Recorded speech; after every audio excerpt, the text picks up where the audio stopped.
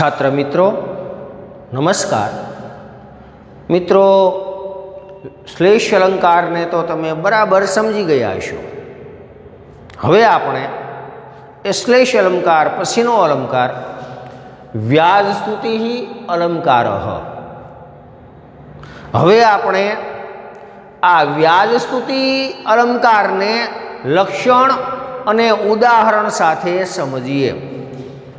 सौथी पहला जोईए आपणे आ व्याजस्तुति अलंकारनुं लक्षण आ प्रमाणे छे के व्याजस्तुति मुखे निंदा स्तुति या रूढ़ि अन्यथा।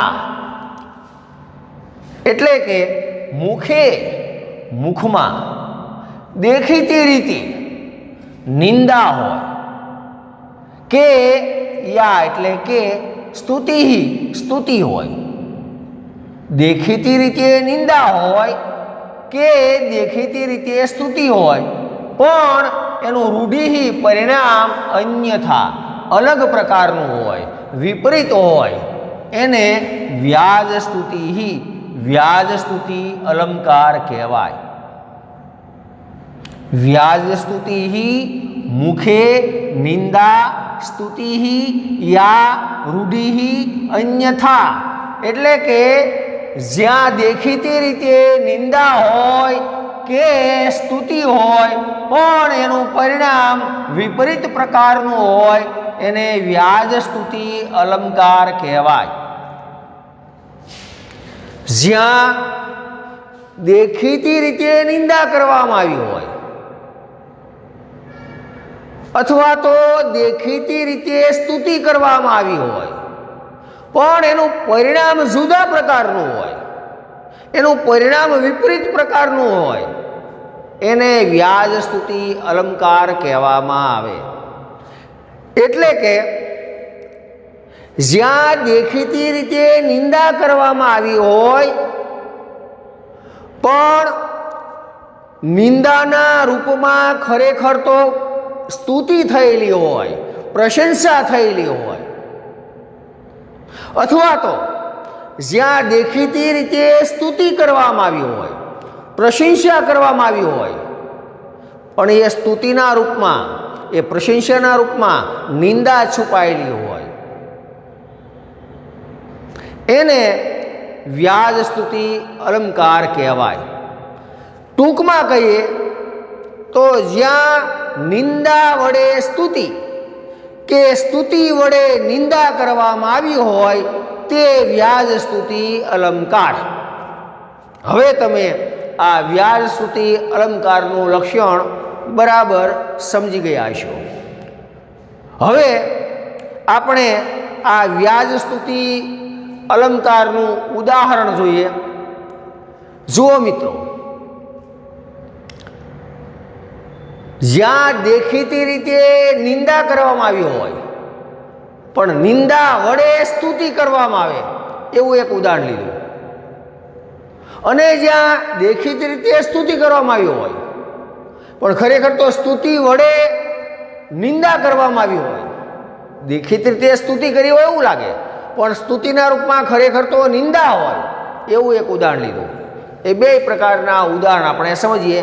पहेला जोईए निंदा मुखे स्तुति एटले निंदा वडे करवामां आवेली स्तुति, निंदाना रूपमां थयेली स्तुति एवुं आ उदाहरण छे। समजीए आ उदाहरणने। उदाहरण आ प्रकारनुं छे निंदा मुखे स्तुति, निंदाना रूपमां स्तुति।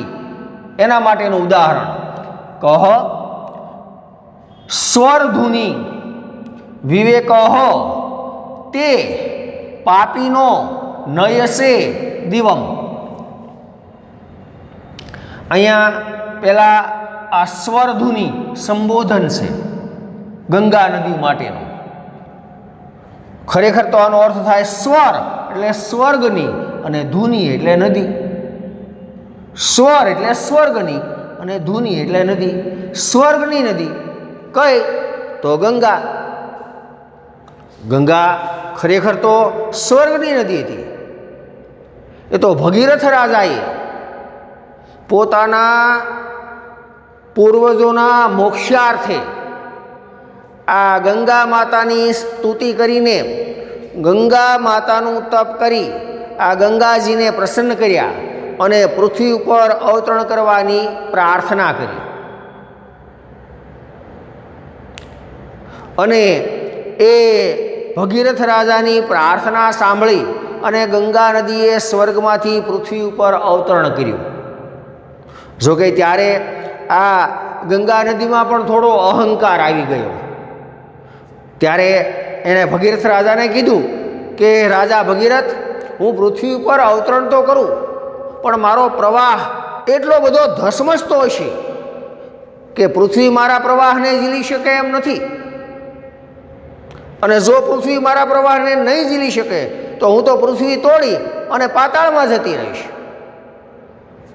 અને ત્યારે ભગીરથ રાજાએ શિવજીનું તપ કરી શિવજીને પ્રસન્ન કર્યા અને શિવજી આ ગંગા નદીના પ્રવાહને ઝીલવા માટે તૈયાર થઈ ગયા. ગંગાને થયું કે આ શિવજી મારા આવા ધસમસતા પ્રવાહને ઝીલવા તૈયાર થયા તો શિવજીને સાથે લઈ અને હું પાતાળમાં જતી રહું. પણ અહંકાર કોઈનો રહ્યો નથી. પછી એ સામાન્ય માણસ હોય કે દેવ હોય,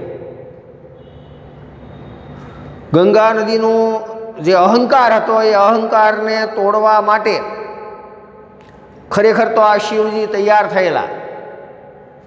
અને જેવું ગંગા નદીએ સ્વર્ગમાંથી પૃથ્વી ઉપર અવતરણ કર્યું એટલે તરત શિવજીએ પોતાની જટા ફેલાવી અને પોતાની જટામાં ગંગાજીને ઝીલી લીધા, જટા બાંધી દીધી, ગંગાજી અંદર અટવાઈ પડ્યા.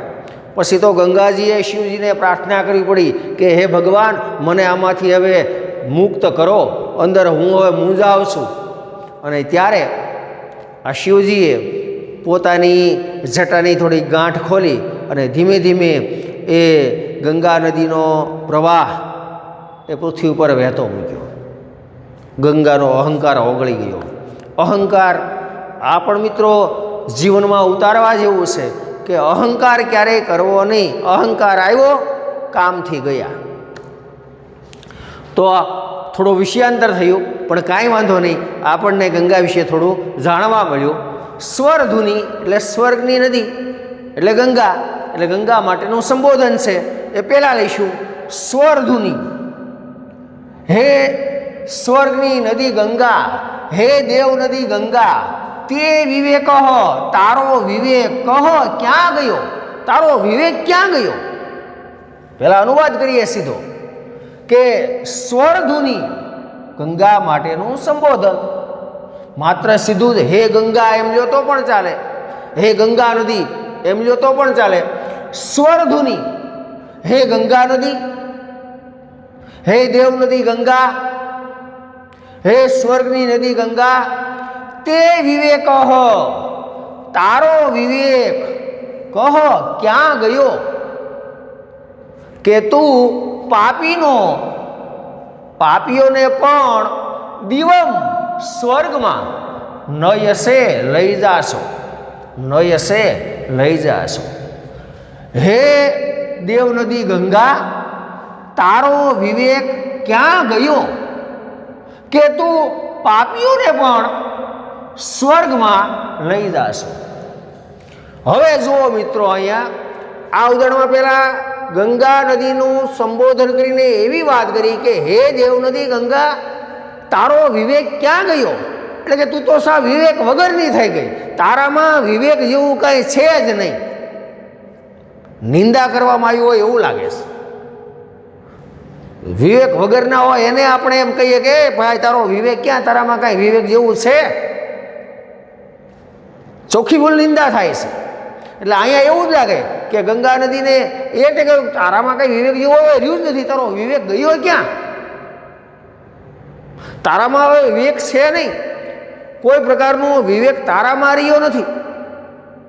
પણ પછી હું કીધું કે તું તો પાપીઓને પણ, જે પાપી લોકો છે એને પણ દિવમ સ્વર્ગમાં નયસે લઈ જાશો.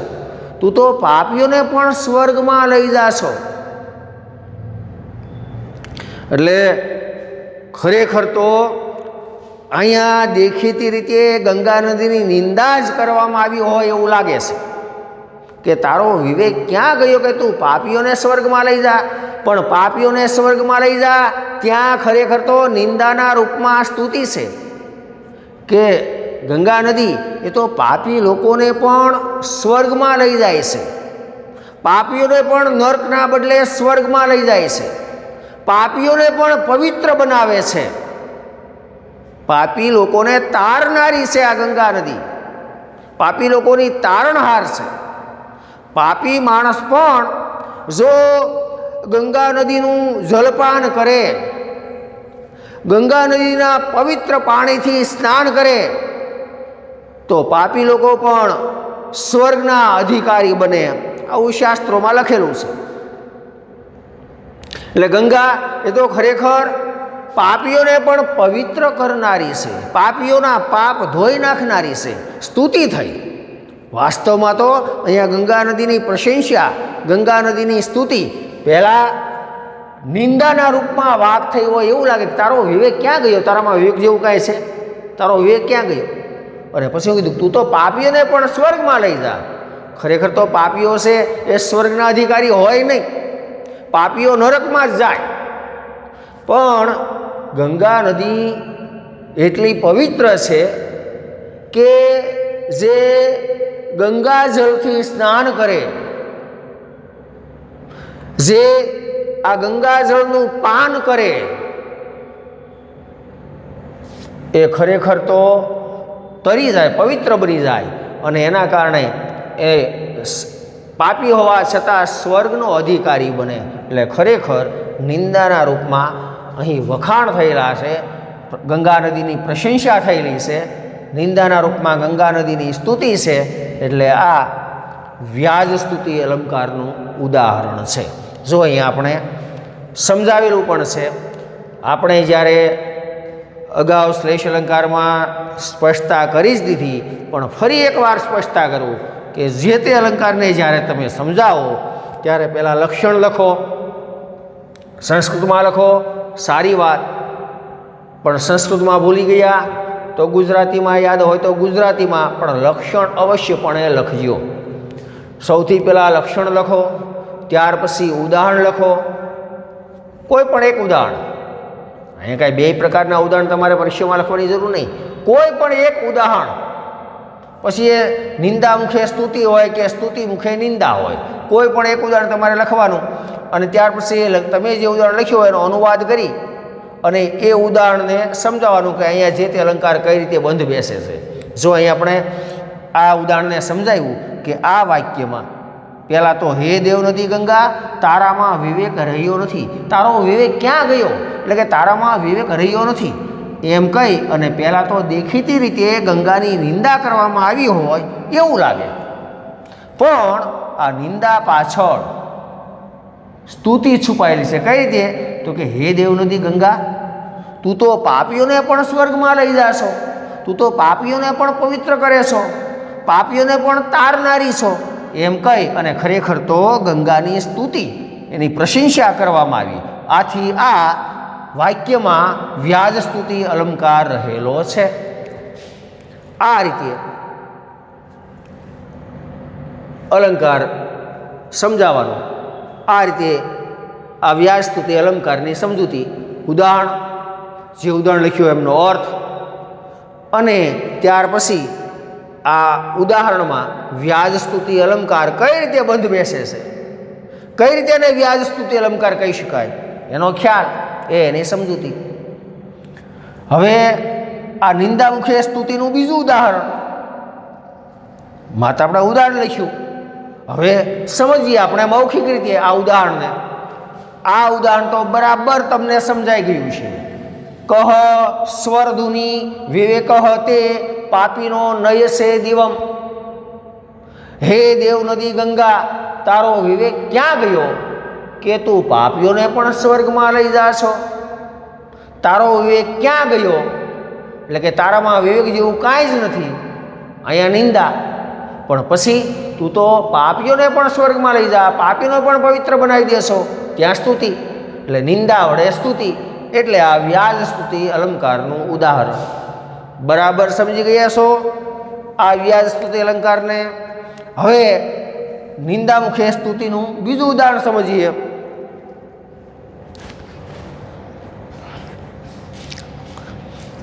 જનકસ્ય સુતા વ્યુઢા ધન્ય દાશરથે ત્વયા.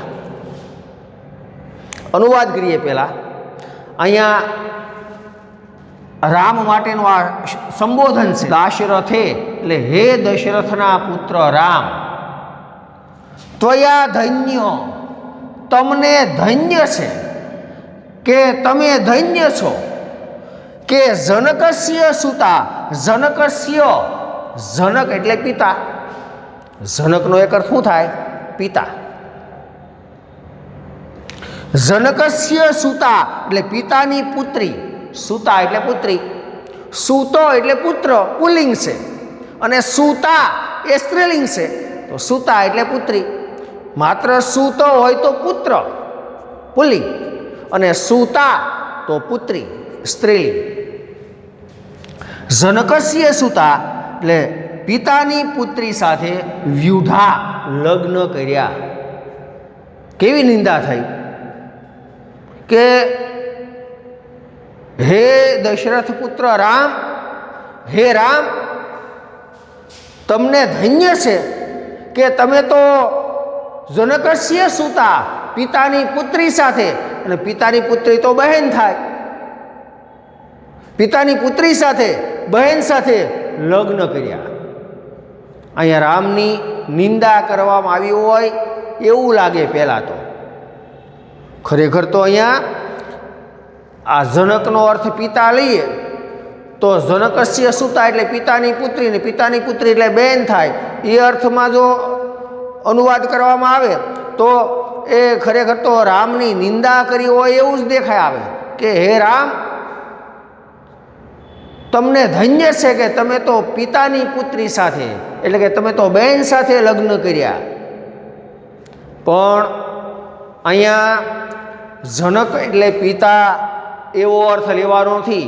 જનક એટલે જનક રાજા, પિતાના અર્થમાં જનક શબ્દ નથી લેવાનો, પણ જનક નામના રાજા એ અર્થમાં અહીંયા જનકનો અર્થ લેવાનો છે. એટલે ખરેખર તો વાત આ પ્રકારે કરવામાં આવી. ખરેખર તો રામને અભિનંદન આપવામાં આવ્યા કે હે રામ, હે દશરથ પુત્ર રામ, ત્વયા ધન્ય, ખરેખર તમે ધન્ય છો, ખરેખર તમને અભિનંદન છે કે તમે તો જનકસ્ય સુતા, જનક રાજાની પુત્રી સાથે લગ્ન કર્યા. જનક રાજાની પુત્રી એટલે સીતા, તમે તો જનક પુત્રી સીતા સાથે લગ્ન કર્યા. આ રીતે અહીંયા ખરેખર તો રામને અભિનંદન આપવામાં આવ્યા છે. પહેલી દૃષ્ટિએ રામની નિંદા કરવામાં આવી હોય એવું લાગે, પણ ખરેખર નિંદા પાછળ સ્તુતિ છુપાયેલી છે. જો અહીંયા એક વાત તો તમને એ પણ ખ્યાલ આપી દઉં કે અહીંયા જનકસ્ય દ્વિઅર્થી શબ્દ છે. જનક એટલે પિતા પણ થાય, અને જનક એટલે જનક નામના રાજા એવો અર્થ પણ થાય. પણ પિતા એ અર્થ લઈએ તો ખરેખર રામની નિંદા થઈ હોય એવું જ દેખાય આવે. પણ ખરેખર વાત કરવામાં આવી જનક એટલે પિતા એવા અર્થમાં નહીં, પણ જનક એટલે જનક રાજા એવા અર્થમાં. અને એ અર્થ લઈએ એટલે રામની સ્તુતિ, રામના વખાણ, રામની પ્રશંસા થઈ, રામને અભિનંદન આપવામાં આવ્યા કે ખરેખર હે દશરથ પુત્ર રામ, તમને ધન્ય છે કે તમે જનક રાજાની પુત્રી એવી સીતા સાથે લગ્ન કર્યા. અહીંયા શ્લેષ અલંકારનો શબ્દ રહેલો છે. જુઓ મિત્રો, શ્લેષ અલંકાર એ બીજા અન્ય અલંકારોને સહાયક બને છે, અને જ્યારે આ શ્લેષ અલંકાર એ બીજા અન્ય અલંકારોને સહાયક બને ત્યારે ત્યાં શ્લેષ અલંકાર પોતાનું અસ્તિત્વ ગુમાવે છે.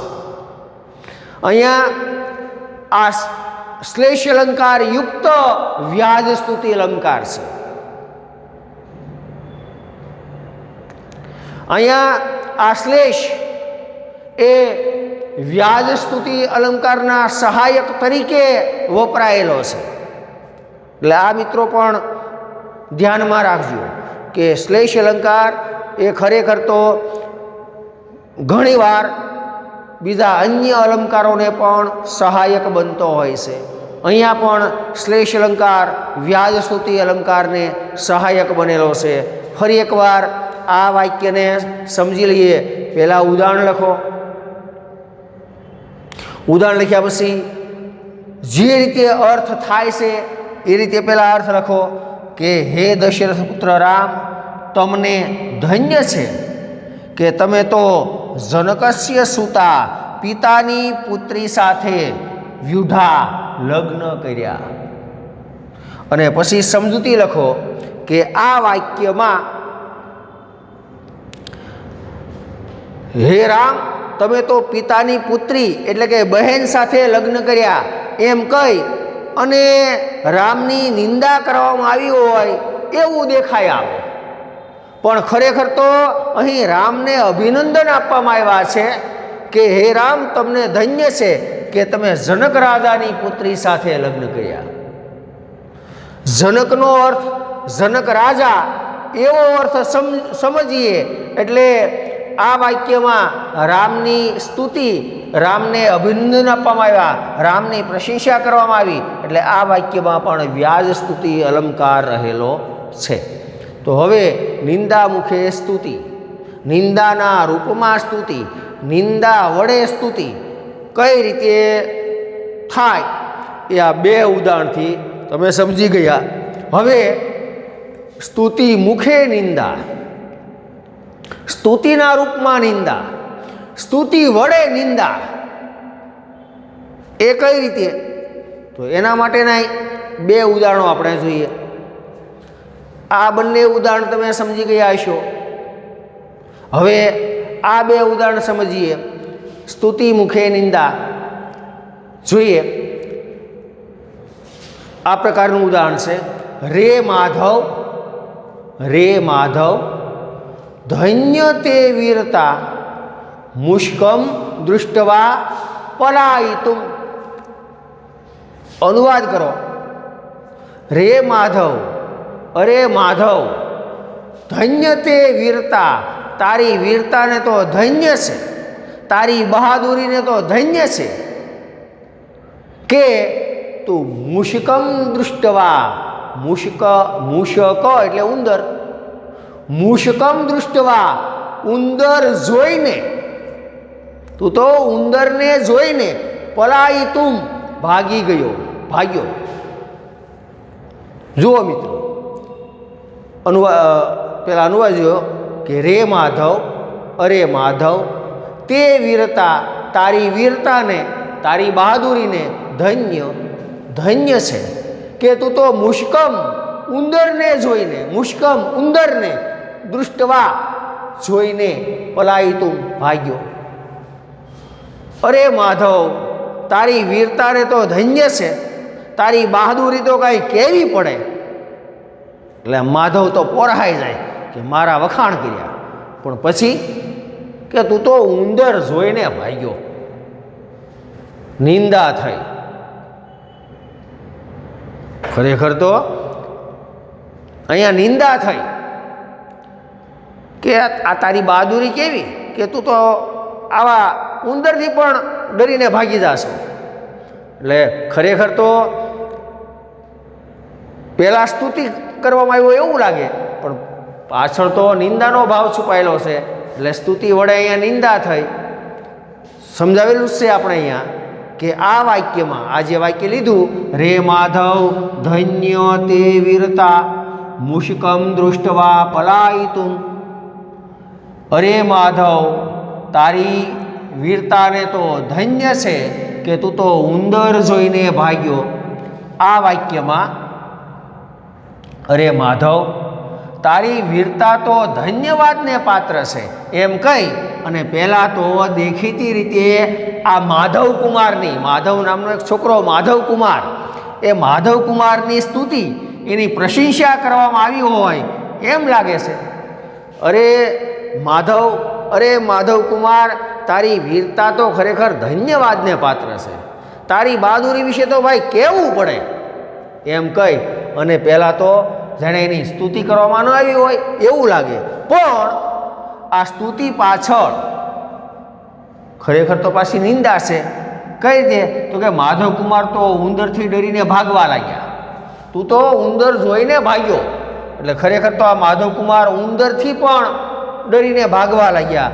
એટલે ખરેખર તો વીર બહાદુર નહીં પણ સાવ બીકણ છે, ડરપોક છે એવું કહેવામાં આવ્યું. એમ કહી અને ખરેખર તો માધવની નિંદા કરવામાં આવી. એટલે પહેલાં સ્તુતિ, પણ સ્તુતિ વડે નિંદા.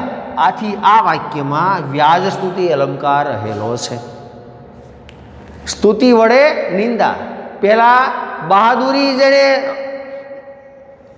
ધન્યવાદને પાત્રનો એવી વાત કરી કે ભાઈ તારી બહાદુરી કેવી પડે હો ભાઈ, સ્તુતિ કરવામાં આવે એવું લાગે, પણ પછી તું તો સાલા ઉંદર જોઈને ભાગ્યો, ડરપોક સ્વભાવ, નિંદા કરી. એટલે સ્તુતિ વડે નિંદા. સમજાઈ ગયું આ ઉદાહરણ પણ? હવે પાઠ્યપુસ્તકમાં જ આપેલું આ બીજું એક ઉદાહરણ જોઈએ. આ પ્રકારનું છે. કિમ અહમ વદામિ ખલ દિવ્ય મતે ગુણ પક્ષપાતમ અભિતો ભવતઃ ગુણશાલીનો નિખિલ સાધુજનાન યત્ત અહર્નિશમ ન ખલુ વિસ્મરસી. અહીંયા કીધું કે દિવ્ય મતે ખલ, સંબોધન છે આ. દિવ્ય મતે ખલ. દિવ્ય મતે એટલે હે દિવ્ય બુદ્ધિવાળા, ખલ એટલે દુર્જન, ખલ એટલે દુર્જન, દુષ્ટ માણસ. નાયક અને ખલનાયક આવે ને પિક્ચરમાં. નાયક એટલે જેને આપણે હીરો કહીએ, જે પિક્ચરમાં એ સારું કામ જ કરતો હોય, અને ખલનાયક જેને આપણે વિલન કહીએ એ ખરાબ કામ જ કરતો હોય પિક્ચરમાં. તો ખલ એટલે દુષ્ટ માણસ, દુર્જન. દિવ્ય મતે, દિવ્ય બુદ્ધિવાળા, હે દિવ્ય બુદ્ધિવાળા. મતિ એટલે બુદ્ધિ, મતિ એટલે બુદ્ધિ. દિવ્ય મતે હે દિવ્ય બુદ્ધિવાળા, ખલ દુર્જન, હે દિવ્ય બુદ્ધિવાળા દુર્જન. તો એ શબ્દ એ કેવો દુર્જન માટે સરસ મજાનો વાપર્યો કે દિવ્ય બુદ્ધિવાળા. હવે દુર્જનની થોડી દિવ્ય બુદ્ધિ હોય, એની તો અધમ પ્રકારની બુદ્ધિ હોય. પણ નિંદા સ્તુતિ થતી હોય તે પ્રકારનો શબ્દ અહીંયા વાપરવામાં આવ્યો કે હે દિવ્ય બુદ્ધિવાળા દુર્જન. ગુણ પક્ષપાતમ અભિતો, ગુણ પક્ષપાતમ અભિતો ભવતઃ. ભવતઃ એટલે તારી, પેલા આ લેવાનું. ભવતઃ એટલે તારી. હે દિવ્ય બુદ્ધિવાળા દુર્જન, તારી, તારા. હે દિવ્ય બુદ્ધિવાળા દુર્જન, હે દિવ્ય બુદ્ધિવાળા દુર્જન. ભવતઃ તારા. ગુણ પક્ષપાતમ અભિતઃ, ગુણો પ્રત્યેના પક્ષપાત વિશે. ગુણ પક્ષપાત અભિત, ગુણો પ્રત્યેના પક્ષપાત વિશે, ગુણો તરફના પક્ષપાત વિશે. અહમ હું, કિમ વદામી શું કહું. અહમ હું, કિમ વદામી શું કહું. હે દિવ્ય બુદ્ધિવાળા દુર્જન, તારા ગુણો પ્રત્યેના પક્ષપાત વિશે હું શું કહું. યત કે યત, યત તો ખોડો પછી અહર્નિશમ. યત કે તું ખલું ખરેખર, તારા ગુણો પ્રત્યેના પક્ષપાત વિશે હું શું કહું. કે ખલું ખરેખર તું તો ગુણશાળીનો, ગુણશાળી, ગુણવાન એવા નિખિલ સાધુજનાન, બધા જ સજ્જન માણસોને. સાધુજન એટલે સજ્જન માણસો. તું તો ગુણવાન એવા બધા જ, નિખિલ એટલે સઘળા, તમામ, બધા ગુણવાન, ગુણોવાળા એવા બધા જ સજ્જનોને અહર્નિશમ રાત દિવસ ન વિસ્મરસી ભૂલતો નથી. ન વિસ્મરસી ભૂલતો નથી. જુઓ અહીંયા શું કહેવામાં આવ્યું કે હે દિવ્ય બુદ્ધિવાળા દુર્જન, દિવ્ય મતે ખલ, હે દિવ્ય બુદ્ધિવાળા દુર્જન, તારા આ ગુણો પ્રત્યેના પક્ષપાત વિશે હું શું કહું કે તું તો ખરેખર ગુણોવાળા ગુણવાન એવા બધા જ સજ્જન માણસોને રાત દિવસ ભૂલતો નથી. તું તો ગુણવાન માણસોને રાત દિવસ યાદ કર્યા કરે છો. તું આ ગુણોવાળા સજ્જન માણસોને ભૂલતો જ નથી. ખરેખર તો અહીંયા આ દુષ્ટ માણસ દુર્જન માણસની સ્તુતિ કરવામાં આવે એવું લાગે કે સજ્જન માણસોને યાદ કર્યા કરવાના, સજ્જન માણસોને સંભાળ્યા કરવાના, સજ્જન માણસોને ભૂલવાના નહીં. પણ કયા અર્થમાં અહીંયા કીધું કે દુર્જન માણસ, દુષ્ટ માણસ સજ્જનોને રાત દિવસ હેરાન કર્યા કરે. રાતે કે દિવસે સજ્જન માણસોને હેરાન કરવાનું ચૂકે જ નહીં. આવા દુષ્ટ માણસો, આવા દુર્જન માણસો એ આવા સજ્જન માણસોને રાત દિવસ હેરાન પરેશાન કર્યા કરતા હોય. એટલે રાત દિવસ હેરાન પરેશાન કરવાનું તું ભૂલતો નથી એવી વાત કરી. ખરેખર તો નિંદા કરી કે આ દુષ્ટ માણસો, દુર્જન માણસો, એને ગુણોની કાંઈ કદર જ હોય નહીં. એ તો ગુણવાન, ગુણશાળી, ગુણોવાળા એવા સજ્જન માણસોને પણ રાત દિવસ હેરાન પરેશાન કરે, રાત દિવસ હેરાન પરેશાન કરવાનું ભૂલે જ નહીં. આમ કહીને ખરેખર તો સ્તુતિના રૂપમાં નિંદા છે. એટલે આ શ્લોકમાં દુર્જન માણસ સજ્જન માણસોને રાત દિવસ ભૂલતો નથી એવું કહેતા જાણે કે દુર્જન માણસોની પ્રશંસા કરવામાં આવી હોય, સ્તુતિ કરવામાં આવી હોય એવું પહેલાં તો લાગે. પણ ખરેખર તો વાત એવા પ્રકારની છે કે દુર્જન માણસ સજ્જન માણસોને રાત દિવસ હેરાન પરેશાન કરવાનું ભૂલતો નથી. એટલે ત્યાં પછી એની ખરેખર તો નિંદા જ થાય છે. એટલે અહીંયા આ વ્યાજ સ્તુતિ અલંકારનું ઉદાહરણ બને છે. તો મિત્રો, આ વ્યાજ સ્તુતિ અલંકારને પણ તમે બરાબર સમજી ગયા હશો. હવે પછી વિરોધ અલંકારની ચર્ચા કરીશું. ત્યાં સુધી વિરામ લઈએ. અસ્તુ.